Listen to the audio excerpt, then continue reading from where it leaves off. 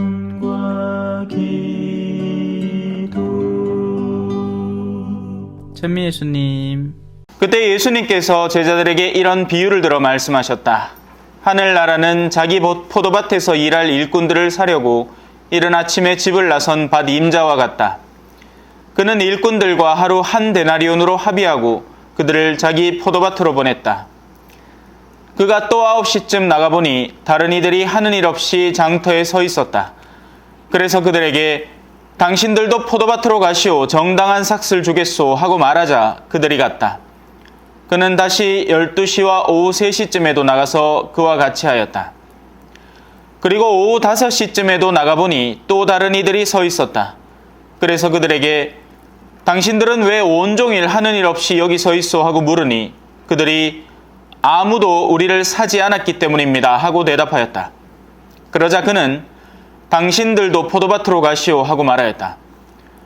저녁 때가 되자 포도밭 주인은 자기 관리인에게 말하였다. 일꾼들을 불러 맨 나중에 온 이들부터 시작하여 맨 먼저 온 이들에게까지 품삯을 내주시오. 그리하여 오후 5시쯤부터 일한 이들이 와서 한 데나리온씩 받았다. 그래서 맨 먼저 온 이들은 차례가 되자 자기들은 더 받으려니 생각하였는데 그들도 한 데나리온씩만 받았다. 그것을 받아들고 그들은 밭 임자에게 투덜대면서 맨 나중에 온 저자들은 1시간만 일했는데도 뙤약볕 아래에서 온종일 고생한 우리와 똑같이 대우하시는군요 하고 말하였다. 그러자 그는 그들 가운데 한 사람에게 말하였다. 친구여, 내가 당신에게 불의를 저지르는 것이 아니오. 당신은 나와 한 데나리온으로 합의하지 않았소. 당신 품삯이나 받아서 돌아가시오. 나는 맨 나중에 온 이 사람에게도 당신에게서처럼 품삯을 주고 싶소. 내 것을 가지고 내가 하고 싶은 대로 할 수 없다는 말이오. 아니면 내가 후하다고 해서 시기하는 것이오. 이처럼 꼴찌가 첫째 되고 첫째가 꼴찌 될 것이다. 주님의 말씀입니다. 찬미 예수님. 오늘은 권력에 대한 이야기입니다. 세상은 권력을 사랑하죠. 근데 하느님의 입장에서 바라보는 권력은 전혀 다른 차원입니다.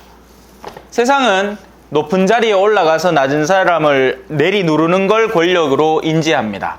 그래서 그 권력을 가진 사람 혹은 그 권력을 가진 사람과의 유대관계를 중요시하죠. 왜?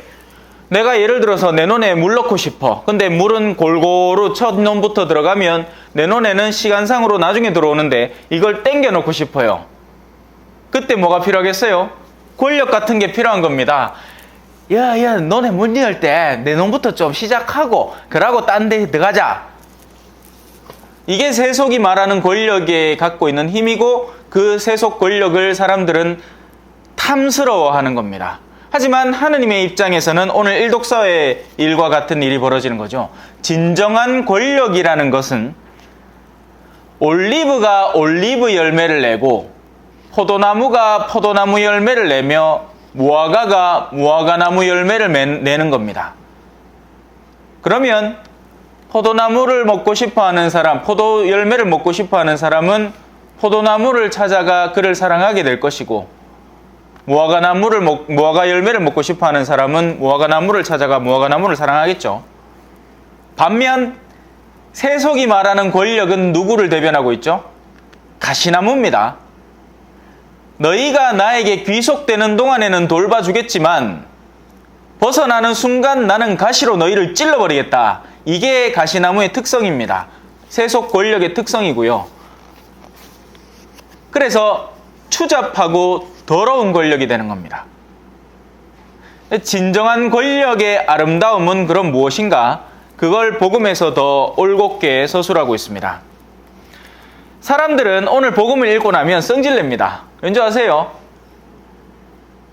새벽부터 일하 땡볕에 일했는데 그러면 돈을 더 주는 게 맞지 않나? 왜? 우리 특별히 한국에서 더 그래요. 우리는 비교하거든요. 그러니까 성질이 나 미치겠는 겁니다. 근데 복음의 시작부터 그래요. 자, 뒤에 다 잘라먹고 하나만 봅시다. 당신들도 포도밭으로 가시오. 정당한 삭슬 주겠소. 그는 일꾼들과 하루 한 데나리온으로 합의하고 그들을 자기 포도밭으로 보냈다. 자, 딴 사람들 안 들어왔다고 생각해봐요. 일이 끝났어요. 자, 오시오. 자, 품삯 받아 가시오. 뭐 얼마 줘야 되겠어요? 한 데나리온이에요. 일당 15만 원 주기로 했으면 저녁이 끝날 때 15만 원 주는 겁니다. 근데 주인이 어떤 사람이에요? 후한 사람이에요. 주인이 사랑이 가득한 사람이에요. 자기 포도밭은 더 이상 사실상 큰 일도 필요 없는데 굳이 나가서 내가 갖고 있는 소유한 것으로 도움을 줄 수 있는 사람들을 찾아온 겁니다. 이게 뭘로 극명하게 드러나느냐? 자, 제가 올해 초부터 시작해서 친교의 미사 드리자고 했죠. 기존 신자들 중에서는 그 누구도 본격적으로 친교의 미사를 할 의도를 못 가졌습니다. 근데 작년에 세례받은 우리 가정에서 마음을 낸 거예요.